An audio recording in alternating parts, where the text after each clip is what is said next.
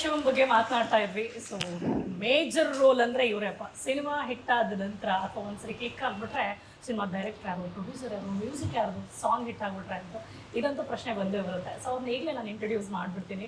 ಸಿನಿಮಾದ ಪ್ರೊಡ್ಯೂಸರ್ ಅನ್ನದಾತರು ಇಲ್ಲೇ ಇದ್ದಾರೆ, ಕೃಷ್ಣ ಸರ್. ಸರ್ ನಮಸ್ತೆ, ವೆಲ್ಕಮ್ ಟು ಮೈ ಶೋ. ಹಾಗೆ ಸಿನಿಮಾದ ಡೈರೆಕ್ಟರ್ ನಾನು ಆಗಲೇ ಹೇಳಿದೆ, ಸ್ಕ್ರಿಪ್ಟ್ ಶುರು ಮಾಡ್ತಿದ್ದಂಗೆ ಓಂ ಅಂತ ಬರೀತಾರೆ ಅಂತ, ಟೈಟಲ್ ಕೂಡ ಹಂಗೆ ಶುರುವಾಗಿದೆ. ಅಲ್ವಿನ್ ಅವ್ರು ನಮ್ಮ ಜೊತೆ ಇದ್ದಾರೆ. ಸರ್ ನಮಸ್ತೆ, ವೆಲ್ಕಮ್ ಟು ಮೈ ಶೋ. ಹಾಗೆ ಹೇಳಿದಲ್ಲ, ಸಾಂಗ್ ಹಿಟ್ ಆದ್ರೆ ಯಾರು ಅಂತ ಕೇಳ್ತಾರಲ್ಲ, ಹಾಗೆ ಒಂದು ಒಳ್ಳೆ ಸಾಂಗ್ ಬಂದಿದೆ ಓಂ ಶಿವಮ್ನಿಂದ. ಟೈಟಲ್ ಸಾಂಗ್ ನೀವು ಒಂದ್ಸರಿ ನೋಡಿಲ್ಲ ಅಂದ್ರೆ.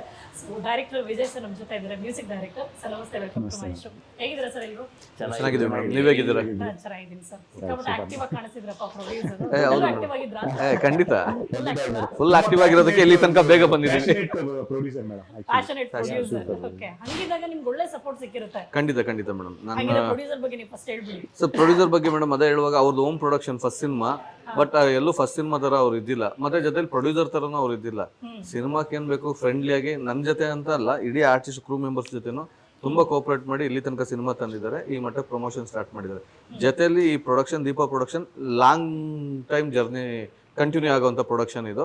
ಬೇರೆ ಬೇರೆ ಸಿನಿಮಾಗಳನ್ನೆಲ್ಲ ಪ್ಲಾನ್ ಮಾಡ್ಕೊಂಡಿದ್ದಾರೆ. ಮತ್ತೆ ಜೊತೆಲಿ ಓನ್ ಕಂಪ್ನಿನ ಆಡಿಯೋ ಕಂಪ್ನಿ ಲಾಂಚ್ ಮಾಡಿದ್ದಾರೆ, ಕ್ರಿಶ್ ಮ್ಯೂಸಿಕ್ ಅಂತ. ಇವಾಗ ಆಲ್ರೆಡಿ ನಮ್ಮ ಸಿನಿಮಾದು ಅದೇ ಕ್ರಿಶ್ ಮ್ಯೂಸಿಕ್ ಅಲ್ಲೇ ಲಾಂಚ್ ಆಗಿದೆ. ಇನ್ನು ಇಂಡಸ್ಟ್ರಿಯಲ್ಲಿ ಬೇರೆ ಬೇರೆ ಸಿನಿಮಾಗಳನ್ನ ಪರ್ಚೇಸ್ ಮಾಡೋ ಪ್ಲಾನ್ ನಡೀತಾ ಇದೆ. ಹಾಗಾಗಿ ಇಂಡಸ್ಟ್ರಿಯಲ್ಲಿ ಲಾಂಗ್ ಟೈಮ್ ನಿಲ್ಲುವಂತ ಪ್ರೊಡ್ಯೂಸರ್ ಅಂತ ಹೇಳಕ್ ಇಷ್ಟಪಡ್ತೀನಿ. ಖಂಡಿತ ಇಲ್ಲ, ಅದು ಕನಕಪುರದ ಬಂಡೆ ಇದ್ದಂಗೆ ಆ ಸೀನ್ ಎಲ್ಲ ಇಲ್ಲ, ಓಡೋದು ಎದ್ರದು ಮಾಡಿದ್ದಾರೆ. ಮ್ಯೂಸಿಕ್ ಚಾನೆಲ್ ಅನ್ನೋ ಒಂದು ಪ್ಲಾಟ್ಫಾರ್ಮ್ ಅನ್ನು ಕ್ರಿಯೇಟ್ ಮಾಡಿದ್ದಾರೆ. ಒಳ್ಳೆ ರೆಸ್ಪಾನ್ಸ್ ಬರ್ತಾ ಇದೆ. ನಿಮ್ ಬಗ್ಗೆ ಹೇಳಿದ್ರು ಡೈರೆಕ್ಟರ್. ಸೊ ಡೈರೆಕ್ಟರ್ ನಿಮ್ಗೆ ಮೊದಲಿಂದನೂ ಪರಿಚಯ. ಸೊ ಪರಿಚಯದ ನಂತರ ಸಿನಿಮಾಗೆ ಒಟ್ಟಿಗೆ ಶುರು ಮಾಡಿದಿರಿ ಅಂತ ಗೊತ್ತಾಯ್ತು, ಒಟ್ಟಿಗೆ ಕೆಲಸ ಮಾಡಿದಿರ ಅಂತ. ಆಸ್ ಎ ಡೈರೆಕ್ಟರ್ ಅಲ್ಲಿ ಹೆಂಗೆ? ಅವರು ಸಿನಿಮಾ ಇದು ಆಕ್ಚುಲಿ ಫ್ರೆಂಡ್. ಸಿನಿಮಾ ವಿಷಯದಲ್ಲಿ ಬಂದ್ರೆ ಒಂಥರ ರಾಕ್ಷಸ ಇದ್ದಂಗೆ. ತಿಂದ ಹಾಕ್ಬಿಡ್ತಾರ ಅಂದ್ರೆ ಅವ್ರ ಕ್ಯಾರೆಕ್ಟರ್ಗಳು ಮಾತ್ರ. ತಿಳ್ಕೊಂಬಿಡಿ, ಪ್ರೊಡ್ಯೂಸರ್ ಅಲ್ಲ, ಅವ್ರ ಕ್ಯಾರೆಕ್ಟರ್ ಅವ್ರಿಗೆ ಯಾಕೆ ಬೇಕೋ ಅವ್ರು ತಗೋತಾ ಇದ್ರು. ಸಿನಿಮಾದಲ್ಲಿ ಪ್ರೊಡ್ಯೂಸರ್ ಮಗ ಅನ್ನೋದು ಅವ್ರ ಮೈಂಡಲ್ಲಿ ಫಸ್ಟ್ ಹೇಳ್ಬಿಟ್ಟಿದೆ. ಆ ಮೈಂಡಿಂದ ತೆಗೆದಾಕ್ರೆ ಸಿನಿಮಾ ಮಾಡಿಲ್ಲ ಅಂದ್ರೆ ಬೇಡ ಅಂತ. ಬಟ್ ಸೆಟ್ಟಲ್ಲೂ ಅಷ್ಟೇ ನಾನು ತಪ್ಪಾದ್ರೆ ನಾನೇ ಹೇಳ್ತಾ ಇದ್ದೆ ಸರ್. ನಾನು ಅವ್ನ ಮಗನಿಗೆ ಹೇಳ್ತಾ ಇಲ್ಲ, ಡೈರೆಕ್ಟರ್ಗೆ ಹೇಳ್ತಾ ಇದ್ದೆ ಸರ್, ನನಗೇನೋ ಸರಿ ಅನಿಸ್ತಾ ಇಲ್ಲ, ಇನ್ನೊಂದು ಸರಿ ಪ್ಲೇ ಮಾಡಿ ಸರ್ ಅಂತ. ಅವ್ರು ಇಲ್ಲ ಸರ್, ನಾವು ಸರಿ ನೋಡೋಣ, ಇರಿ ಸಡನ್ನಾಗಿ ಹೇಳೋದು ಬೇಡ, ಇರಿ ಸರ್ ಅಂತ. ಅವರು ಅಂದರೆ ಅವರು ಥಾಟಲ್ಲಿ ಯಾಕೆ ಬೇಕೋ ಆ ಥರ ಅವ್ರು ತೊಗೋತಾ ಇದ್ರು. ಈಗ ನಮ್ಮದು ಹೊಸದು, ನನ್ಗೆ ಇಷ್ಟ ಆಗಿಲ್ಲ ಅಂದ್ರೆ ನಾನು ಸಡನ್ನಾಗಿ ಹೇಳಿದ್ರೆ, ಒಂದು ಹೀರೋ ಆದವನಿಗೆ ಅವರು ಹೇಳಕ್ಕೆ ಸಡನ್ಗೆ ಅವನಿಗೂ ಹೊಸದು ಭಯ ಬೀಳ್ತಾನೆ, ಇದೆಲ್ಲ ಇರುತ್ತೆ ಅಂದರೆ ಅವ್ರ ಥಾಟಲ್ಲಿ ಇರುತ್ತೆ. ಅವ್ರು ಅದನ್ನು ಯಾವ ಥರ ತಗೋಬೇಕೋ ಆ ಥರ ತಗೋತಾ ಇದ್ರು. ಆ್ಯಕ್ಚುಲಿ ಇದು ಮಂಡ್ಯದಲ್ಲಿ ಫಸ್ಟ್ ಸೀನು ಆಗಬೇಕಾದ್ರೆ ಕ್ಯೂರಿಯಾಸಿಟಿ, ನನಗೆ ಅಪ್ಪ ಅದನ್ನು ಫಸ್ಟ್ ಕ್ಯೂರಿಯಾಸಿಟಿ. ಅಂದರೆ ಫಸ್ಟೇ ಹೇಳಿದ್ದು ಮಗ ಅಂದ್ರೆ, ಆದ್ರೂ ಒಂದು ಕ್ಯೂರಿಯಾಸಿಟಿ ಇರುತ್ತಲ್ಲ, ಹಿಂಗೆ ಮಾಡ್ತಾರೆ ಫಸ್ಟ್ ಸೀನು ಅಂತ. ಒಂದು ನಡ್ಕೊಂಡು ಬರೋ ಸೀನು ನಡ್ಕೊಂಬಂದು ಒಂದು ಡೈಲಾಗ್ ಹೊಡೆಯೋದು. ಫಸ್ಟ್ ಸೀನ್ ಸ್ವಲ್ಪ ಇದಾಯಿತು, ಬಟ್ ತುಂಬ ಜನ ನನಗೆ ಆಶ್ಚರ್ಯ ಇದೆ, ಇನ್ನೊಬ್ಬ ಹೊಸ ಹೀರೋ ಇವಾಗ ಫಸ್ಟ್ ಟೈಮ್ ಬರ್ತಾ ಇರೋದು, ಜನ ಇಷ್ಟು ತುಂಬ್ಕೊಂಬಿಟ್ಟಿದ್ದಾರೆ ಅಂತ. ಆ ಜನ ನೋಡಿ ಒಂದು ಸ್ವಲ್ಪ ನೆರೆಸೋದು. ಆಮೇಲೆ ಕರ್ಕೊಂಡು ಸೈಡ್ಗೆ ಫಸ್ಟ್ ಆ ಸೀನ್ ಒಂದು 2 ಶಾಟ್ ಆಯಿತು, ಯಾಕೋ ಸರಿ ಹೋಗಿಲ್ಲ ಅಂದರು. ಸೈಡ್ ಕರ್ಕೊಂಡು ಹೋದ್ವಿ. ಬನ್ನಿ ಸರ್ ಅಂತ ನನಗೆ ಕರೆದ್ರು. ಫಸ್ಟ್ ಭಾರ್ಗವ್ ಕರೆದ್ರು, ಆಮೇಲೆ ನನಗೆ ಕರೆದ್ರು. ಭಾರ್ಗವ್, ಇಲ್ಲಿದ್ದವರೆಲ್ಲ ಕುರಿಗಳು, ನೀನೊಬ್ಬನೇ ಹುಲಿ. ಅದು ಅಂತ ಇರ್ತಿದ್ದೆ, ಏನಂತ ನೀನು ಸುಮ್ಮನೆ ನೋಡ್ತಾ ಇದ್ದೆ ಅಷ್ಟೇ, ನೀನು ತಲೆಗೆ ಹಾಕೋಬೇಡ, ನೀನು ಹುಲಿ ಹೆಂಗಿದೆಯೋ ಹಂಗೆ ನಡ್ಕೊಂಬರ್ಬೇಕಂದ್ರು. ಬಟ್ ಆ ಶಾಟು ಒಂದೇ ಶಾಟು ಕ್ಲಿಯರ್ ಆಯಿತು. ಬಟ್ ಅವು ಫುಲ್ ಖುಷಿ ನನಗೆ. ಸರ್ ನಿಜ ಹೇಳಿ, ಆ ಶಾರ್ಟ್ನ ನೀವು ಹೆಂಗೆ ನೋಡ್ತಾ ಇದ್ರಿ?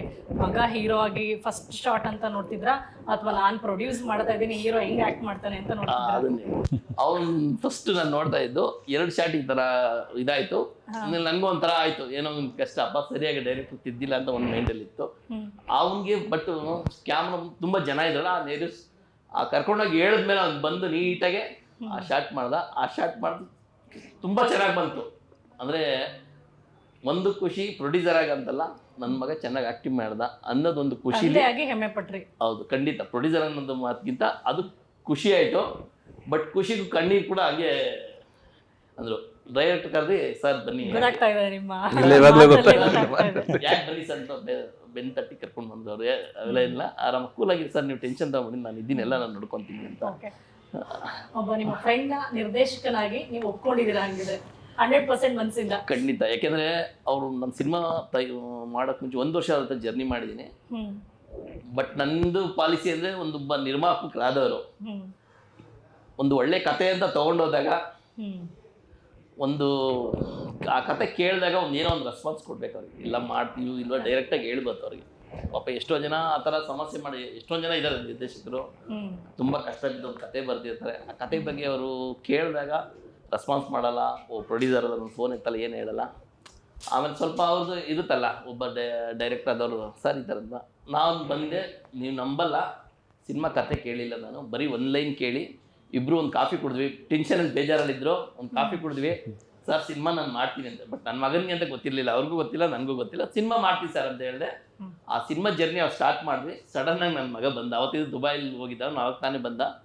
ಬಟ್ ಅದು ಕತೆ ನಾನು ಒಂದೇ ಲೈನ್ ಕೇಳಿದ್ದು, ಅವ್ರಿಗೆ ಬೇಕಾಗಿದ್ದು 19 ವರ್ಷದ ಒಂದು ಹುಡುಗ ಬೇಕು, ಈ ಥರ ಮಾಡಬೇಕು ಅಂತ. ಅವ್ನು ನೋಡಿದಕ್ಕೆ ಇವರು, ಸರ್ ಹೀರೋನೆಲ್ಲ ಹುಡ್ಕೋದು ಬೇಡ ಬಿಡಿ ಸರ್, ನಾನು ಮಾಡೋಣ ಅಂದ್ಬಿಟ್ಟು ಅಲ್ಲೇ ಮೈಂಡ್ ಸೆಟ್ ಅಪ್. 10 ನಿಮಿಷ ಭಾಗವತ್ರ ಮಾತಾಡಿದ್ರು, ಏನು ಮಾತಾಡಿದ್ರು ಅಷ್ಟರಲ್ಲಿ ಫಿಕ್ಸ್ ಆಯಿತು. ಅವತ್ತೇ ಫಿಕ್ಸ್ ಆಯಿತು, ಒಂದು ಕಾಫಿ ಕುಡಿಯೋಷ್ಟು ಸಿನಿಮಾ ಫಿಕ್ಸ್ ಆಯಿತು. ಇಬ್ಬರು ಖುಷಿಯಾಗಿ ಅವತ್ತಿಂದ ಜರ್ನಿ ಇವತ್ತು ಹಾಗೆ ಇದ್ದೀವಿ. ಇಡೀ ಟೀಮಲ್ಲಿ ನೀವು ಯಾರು ಬೇಕು ನನ್ನ ಸಿನಿಮಾದಲ್ಲಿ ಕೆಲಸ ಮಾಡಿದವ್ರು ಯಾರು ಬೇಕಾದ್ರೂ ಕೇಳ್ಬೋದು. ಪ್ರೊಡ್ಯೂಸರ್ ಹೆಂಗೆ ಡೈರೆಕ್ಟರ್ ಅಂದರೆ ನಾವು ಒಂದು ಮಾತು ಬೈದಿಲ್ಲ, ಎಲ್ಲ ಕೂಲರ್ ತೊಗೊಂಡು ಬಂದಿದ್ದೀವಿ ಇವತ್ತು ತನಕ. ಒಂದೇ ಥರ ಕುತ್ಕೊಂಡಿದ್ದೀರಾ ಸರ್? ಕಂಫರ್ಟಬಲ್ ಆಗಿದೆ. ಓಕೆ, ಚೇಂಜ್ ಮಾಡ್ಬಿಡ್ತೀನಿ. ಅಲ್ಲ, ಎಲ್ಲರೂ ಒಂದೊಂದು ಕಾಲು ಫೋಲ್ಡ್ ಮಾಡ್ಕೊಂಡು ಒಂದೊಂದು ಕಾಲು ಬಿಟ್ಟು ಕೋಆರ್ಡಿನೇಷನ್. ನಾನು ಹೇಳಿದ್ದೆ ಇಂಡೈರೆಕ್ಟ್ಲಿ ಕೋಆರ್ಡಿನೇಷನ್, ಅದಕ್ಕೆ ಚೇಂಜ್ ಮಾಡ್ಬಿಟ್ರೆ ಬೇಡ, ತುಂಬಾ ಇಂಪಾರ್ಟೆಂಟ್ ಕೋಆರ್ಡಿನೇಷನ್. ಅದು ಇಂಪಾರ್ಟೆಂಟ್, ಅದು ಇರೋದಕ್ಕೆ ಹೇಳಿದ್ದೆ. ತುಂಬ ಜನ ಹೊರಗಡೆ ಲವ್ ಬಿಟ್ಬಿಟ್ಟಿದ್ದಾರೆ, ಪ್ರೊಡ್ಯೂಸರ್ ಇನ್ ಡೈರೆಕ್ಟರ್ ಈ ಥರ ಇದೆ ಅಂತ. ನಮ್ಮಲ್ಲಿ ಕಿತ್ತಾಟ ಅಥವಾ ಇನ್ನೊಂದಿಲ್ಲ, ಏನಿದ್ರು ನಾನು ಡೈರೆಕ್ಟಾಗಿ ಡಿಸ್ಕಷನ್ ಮಾಡ್ತೀನಿ, ಇಲ್ಲ ಸರ್ಗೆ ಏನಾದ್ರು ಇತ್ತು ಅಂದ್ರೆ ಅವ್ರು ಡೈರೆಕ್ಟಾಗಿ ಡಿಸ್ಕಷನ್ ಮಾಡ್ತಾರೆ. ಇನ್ನೊಬ್ರು ಮುಖಾಂತರ ಅಥವಾ ಏನೋ ಮನಸ್ತಾಪ ಅಥವಾ ಏನಿಲ್ಲ. ನೀವ್ ಹೇಳಿ, ಒಂದು ಸಿನಿಮಾ ರಿಲೀಸ್ ಆಗೋದಕ್ಕೂ ಮುಂಚೆ ಸೌಂಡ್ ಮಾಡುತ್ತೆ, ಜನರಿಗೆ ರೀಚ್ ಆಗುತ್ತೆ ಅಂದ್ರೆ ಹಾಡುಗಳ ಮುಖಾಂತರ. ಸೊ ಮ್ಯೂಸಿಕ್ ಡೈರೆಕ್ಟರ್ಗೆ ದೊಡ್ಡ ರೆಸ್ಪಾನ್ಸಿಬಿಲಿಟಿ ಅದು. ಒಂದು ಸಿನಿಮಾನ ಪರಿಚಯ ಮಾಡಿಸೋದೇ ಹಾಡು. ನಿಮ್ಗೆ ಎಷ್ಟು ಜವಾಬ್ದಾರಿ ಕೆಲಸ ಇದು ಅಂತ ಅನ್ಸುತ್ತೆ. ಹಾಗೆ ಟೈಟಲ್ ಸಾಂಗ್ ಬಗ್ಗೆ ಖಂಡಿತ ಮೇಡಮ್, ಆ್ಯಕ್ಚುಲಿ ಟೈಟಲ್ ಸಾಂಗ್ ತುಂಬ ರೀಚ್ ಆಗಿದೆ, ತುಂಬ ಖುಷಿ ಆಗ್ತಾ ಇದೆ. ಆ್ಯಕ್ಚುಲಿ ಎಲ್ಲ ಕಡೆಯೂ ಅದು ರೀಚ್ ಆಗಿದೆ. ತುಂಬ ಚಾಲೆಂಜಿಂಗ್ ಇತ್ತು ಮೇಡಮ್. ಆ್ಯಕ್ಚುಲಿ ರಿಕಾರ್ಡಿಂಗ್ ಮಾಡುವಾಗಲೂ ಒಂದು ಸಿನಿಮಾ ಫುಲ್ ಸಿನಿಮಾ ನೋಡುವಾಗ ಚಾಲೆಂಜ್ ಆಗಿತ್ತು. ಓಕೆ, ಒಂದು 3 ಶೇಡ್ಲಾಗಿ ಹೋಯ್ತು, ಅದು ಚೆನ್ನಾಗಿ ಮಾಡಿದ್ದೀವಿ, ಸಿನಿಮಾನು ಚೆನ್ನಾಗಿ ಬೋರ್ಡ್ ಬಂದಿದೆ. ನನ್ನ ಮೊದಲನೇ ಪ್ರಶ್ನೆಗೆ ಆನ್ಸರ್ ಸಿಗಲಿಲ್ಲ, ಎಷ್ಟು ಜವಾಬ್ದಾರಿ ಬೇಕಲ್ವಾ.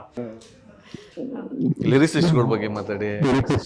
ನಾಗೇಂದ್ರ ಪ್ರಸಾದ್ ಸರ್ ಒಂದು ಸಾಂಗ್ ಬರೆದಿದ್ದಾರೆ, ಕವಿರಾಜ್ ಸರ್ ಒಂದು ಸಾಂಗ್ ಬರೆದಿದ್ದಾರೆ, ಆಮೇಲೆ ಗೋಸ್ಪಿಯರ್ ಒಂದು ಬರೆದಿದ್ದಾರೆ, ಹೈದರಾಬಾದಿಂದ ಶ್ರೀರಾಮ್ ತಪಸ್ವಿ ಅನ್ನೋ ಒಂದು ಒಳ್ಳೆ ರೈಟರ್ಸ್ ಅಂತ. ಒಳ್ಳೆ ರೈಟರ್ಸ್, ಒಳ್ಳೆ ರೈಟರ್ಸ್, ಚೆನ್ನಾಗಿ. ಏನಂದ್ರೆ ಪಾಪ ಹೊಸ ಪ್ರತಿಭೆಗೆ ಯಾರು ಚಾನ್ಸ್ ಕೊಡ್ತಾ ಇಲ್ಲ. ಅದು ನೀವು ನಮ್ಮ ಹಾಡು ಕೇಳಿ, ಖಂಡಿತ ನೀವು ಒಂದ್ಸರಿ ಕೇಳಿ, ಅದು ಹೊಸ ಪ್ರತಿಭೆಗಳು. ಬಟ್ ನಾವು ತುಂಬಾ ಚೆನ್ನಾಗಿ ಆಡಿದ್ದಾರೆ. ಯಾಕೆಂದ್ರೆ ಎಲ್ಲಾರು ಹೇಳೋದು ಬೇಡ, ಎಲ್ಲ ಹಳಬ್ರು ಇವ್ರು ಬೇಕು, ಅವ್ರು ಬೇಕು, ಇವ್ರು ಬೇಕು ಅಂತಾರೆ.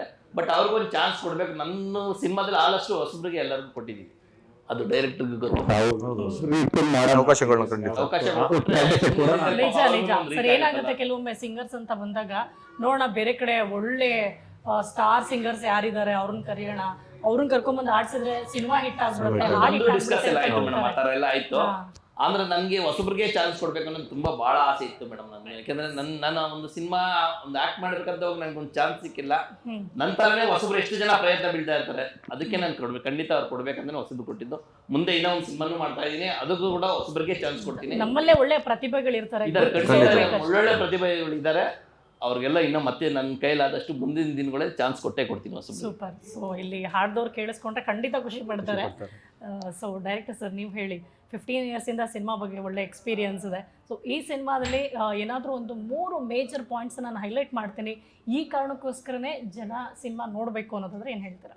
ಮೇಡಮ್, ಸಿನಿಮಾ ಓಂ ಶಿವಂ ಬಂದು ಪಕ್ಕ ಕ್ಲಾಸಿಕ್ ಮತ್ತು ಮಾಸ್ ಲವ್ ಸಬ್ಜೆಕ್ಟು. ಲೈಕ್ ನೀವು ಉದಾಹರಣೆಗೆ ಹೇಳಬೇಕು ಅಂದರೆ ಮೇಡಮ್, ರವಿ ಸರ್ನು ತುಂಬ ಸಿನಿಮಾಗಳನ್ನ ಲವ್ ಸಿನಿಮಾಗಳನ್ನ ಮಾಡಿದ್ದಾರೆ, ಕೈಯಲ್ಲೊಂದು ಹೂವು ಇಟ್ಕೊಂಡು ಅಥವಾ ಗಿಟಾರ್ ಇಟ್ಕೊಂಡು. ಉಪ್ಪಿ ಸಾರು ಮಾಡಿದ್ದಾರೆ, ಅವ್ರ ಕೂಗಾಟ, ಕಿರ್ಚಾಟ, ಕೈಯಲ್ಲೊಂದು ಲಾಂಗ್ ಇಟ್ಕೊಂಡು ಮೈ ತುಂಬ ಬ್ಲಡ್ಡು, ಅವ್ರ ಡ್ರೆಸ್ ಕಾಸ್ಟ್ಯೂಮ್ ಎರಡೂ ಲವ್ವೇ. ವ್ಯತ್ಯಾಸ ತುಂಬ ಇದೆಯಲ್ಲ, ಅದೇ ವ್ಯತ್ಯಾಸ ಇಲ್ಲಿ ನಾವು ಕಾಣ್ತೀವಿ. ಹೀರೋಯಿನ್ ಕ್ಯಾರೆಕ್ಟ್ರು, ಅಂಜಲಿ ಕ್ಯಾರೆಕ್ಟ್ರು ಮತ್ತು ಹೀರೋ ಕ್ಯಾರೆಕ್ಟ್ರು, ಆ ತರ್ಜಿಮೆ ಇದೆಯಲ್ಲ. ಲೈಕ್ ನಿಮಗೆ ಉದಾಹರಣೆಗೆ ಹೇಳ್ಬೇಕಂದ್ರೆ, ಹೀರೋಯಿನ್ನು ಅವಳ ಭಾವನೆಗಳನ್ನ ವ್ಯಕ್ತಪಡಿಸೋದೇ ರೀತಿನೇ ಬೇರೆ ಇರುತ್ತೆ. ಈ ಮನ್ಸಿನ ರುವಾರಿ ನೀನು, ನಿನ್ನ ಭಾವನೆಗಳ ಅಲೆಮಾರಿ ನಾನು, ಇನ್ನು ಮುಂದೆ ನಿನ್ನ ಹೊತ್ತು ತಿರುಗೋ ಅಂಬಾರಿ ನಾನು ಅಂತ ಹೀರೋಯಿನ್ ಹೇಳಿದ್ಲು ಅಂದರೆ, ಹೀರೋ ವಿ ಪಾಯಿಂಟಲ್ಲೇ ಬೇರೆ ಥರನೇ ಅವನು ತಾಟು. ಈ ಬೇವರ್ಸಿ ಬಾಳಲ್ಲಿ ಬಿಕ್ನಾಸಿ ನೀನಾಗಿ ಕಣ್ಣ ಮುಚ್ಚಾಲೆ ಆಟ ಆಡಿಸ್ತೀಯ, ನಾಜುಕು ನಡೆಯಲಿ ಐಜಾಕು ಮಾಡಿ ಟಪಾಂಗುಚ್ಚಿ ಆಟ ಆಡಿಸ್ತೀಯ. ಬಟ್ ಇಬ್ಬರದು ಲವ್ವೇ, ಇಬ್ರದ್ದು ಹೇಳೋ ರೀತಿ ಪ್ರೆಸೆಂಟೇಷನ್ ಬೇರೆ ಇದೆ. ಡೈಲಾಗ್ ರೈಟರ್ ಸರ್ ಇದು ನಾನು ಮಾಡಿದ್ದೀನಿ, ಮಳವಳ್ಳಿ ಸಾಯಿ ಕೃಷ್ಣ ಅವರು ಮಾಡಿದ್ದಾರೆ. ಹಾಗಾಗಿ ಚೆನ್ನಾಗಿತ್ತು ಕೇಳಕ್ಕೆ. ಹೌದು, ಒಂದಿಷ್ಟು ಮಳವಳ್ಳಿ ಸಾಯಿ ಕೃಷ್ಣ ಸರ್ ಮೇಜರ್ ಆಗಿ ಮಾಡಿದ್ದಾರೆ. ಒಂದಿಷ್ಟು ನಮ್ಮ ಸಿನಿಮಾಕ್ಕೆ ಏನ್ ಬೇಕು ಡೈಲಾಗ್ ಹೇಳ್ಬೋದಾ?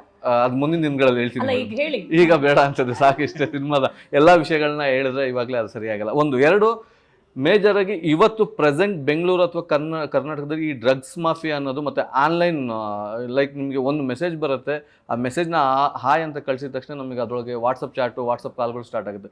ಇದರಿಂದ ಪ್ರೆಸೆಂಟ್ ಕಾಲೇಜ್ ಸ್ಟೂಡೆಂಟ್ಸು ಅಥವಾ ಯಂಗ್ ಜನರೇಷನ್ಸ್ಗಳು ಹೆಂಗೆ ಹಾಳಾಗ್ತಿದ್ದಾರೆ, ಯಾವೆಲ್ಲ ವಿಷಯದಲ್ಲಿ ತಗಲಾಕೊಳ್ತಿದ್ದಾರೆ, ಏನೆಲ್ಲ ಕೇಸ್ಗಳಾಗ್ತಾ ಇದೆ, ಈ ಮಾಫಿಯಾ ಬೆಂಗಳೂರಲ್ಲಿ ಹೆಂಗೆಲ್ಲ ಟ್ರಾವೆಲ್ ಆಗ್ತಾ ಇದೆ, ಯೂತ್ಸನ್ನ ಸ್ಪೆಷಲಿ ಟಾರ್ಗೆಟ್ ಹೆಂಗೆ ಮಾಡ್ತಿದ್ದಾರೆ ಅನ್ನೋದ್ರ ಬಗ್ಗೆ ಒಂದಿಷ್ಟು ಕೆಲಸಗಳನ್ನ ಮಾಡಿದ್ವಿ. ಜೊತೆಯಲ್ಲಿ ಒಂದು ತುಂಬ ಲವ್ ಮಾಡುವಂಥ ಒಂದು ಫ್ಯಾಮಿಲಿ, ಒಂದು ತಾಯಿ ಮಗಳನ್ನ ಸೇವ್ ಮಾಡೋಕ್ಕೆ ಏನೆಲ್ಲ ಕಷ್ಟಪಡ್ತಾಳೆ, ಬಟ್ ಎಲ್ಲೆಲ್ಲಿ ಮಿಸ್ಯೂಸ್ ಆಗುತ್ತೆ ಅವಳಿಗೆ ಗೊತ್ತಿಲ್ದಂಗೆ, ಆ ಮಗಳು ಅದನ್ನೆಲ್ಲ ಜಯಿಸ್ಕೊಂಡು ತನ್ನ ಲವ್ವನ್ನು ಉಳಿಸ್ಕೊಳಕ್ಕೆ ಏನೆಲ್ಲ ಪ್ರಯತ್ನ ಪಡ್ತಾಳೆ ಅನ್ನೋದು ಈ ಕಥೆ ಆಗಿರುತ್ತೆ. 3 ಪಾಯಿಂಟ್ ಕೇಳಿದೆ, ಚೆನ್ನಾಗಿ 3 ಪಾಯಿಂಟ್ ಹೇಳಿದ್ರಿ. Thank you. ಹಂಗಿದ್ರೆ ನಿಮ್ಗೆ ಈ ಸಿನಿಮಾದ ಒಂದು ಕಂಪ್ಲೀಟ್ ಖುಷಿ ಅಂತೂ ಖಂಡಿತ ಇದೆ ಅಲ್ಲ ಸರ್? ಜನ ಹೇಗೆ ರಿಸೀವ್ ಮಾಡ್ತಾರೆ ಅನ್ನೋದಕ್ಕಿಂತ ಒಂದು ಪ್ರೊಡ್ಯೂಸರ್ ಆಗಿ ಫಸ್ಟ್ ಟೈಮ್ ಮಗ ಡೆಬ್ಯೂ ಮೂವಿ, ಐ ಥಿಂಕ್ ಒಂದ್ ಕಡೆ ನೀವು ಆಕ್ಟ್ ಮಾಡ್ಬೇಕು ಅಂತ 20 ವರ್ಷದಿಂದ ಕನ್ಸಿಟ್ಟಿದ್ರಿ, ಅದು 3 ನೆರವೇರಿದೆ. ಇನ್ನೊಂದು ಮ್ಯೂಸಿಕ್ ಚಾನಲ್ ಅಂತ, ಮ್ಯೂಸಿಕ್ ಚಾನಲ್ ಒಂದು ಕೃಷ್ಣ ಹೆಸರು ಕೃಷ್ಣ ಅಂತ, ಮ್ಯೂಸಿಕ್ ಚಾನಲ್ ಹೆಸರು Krish music. Sir, all the very best sir. ನಿಮಗೆ ವೆರಿ ಪರ್ಸನಲಿ ವಿಶ್ ಮಾಡಬೇಕು, ಯಾಕಂದ್ರೆ ಇಷ್ಟನ್ನು ಒಟ್ಟಿಗೆ ಚಾಲೆಂಜಿಂಗ್ ಆಗಿ ಶುರು ಮಾಡಿದಿರಿ. All the best.